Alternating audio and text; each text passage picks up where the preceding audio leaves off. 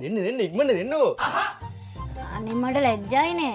අයියෝ කවුරුත් නෑනේ බස් එකේ. ඒ වුණාට කවුරු හරි නැග්ගොත් එහෙම මේ බස් එකේ CCTV තියෙනවද දන්නේ නැහැ. විකාර කියවන්න එපා බබා. මේකේ කොහෙද CCTV? අනික ඔයා මගෙන මං ඔයාගෙන කවුරු බලන් හිටියත් මොකද? යන්න කපටියා. හරි මේ කවුරුත් නගින්න කලින් දෙන්නකෝ.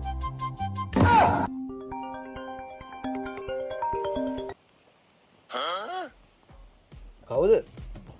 නෑ මේ යාළුවෙක්. ඇයි ඉතින් ආන්සර් ගන්න නැත්තේ? නෑ ඕන් නෑ. මේ දන බෝන්නේ. කවුද බලමු යාළුවා? කෑවද ළමයෝ? කසුන්?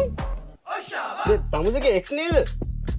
තමුසේ කිව්වනේ ඔය මට මූ හැම එකෙම බ්ලොක් කරලා ඉන්නේ කියලා.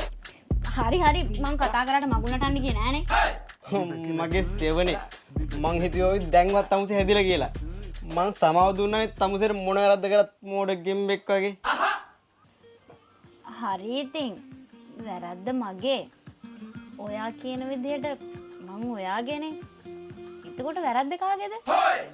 වැරද්ද තමුසේලාගේ ලොකු අම්මයි.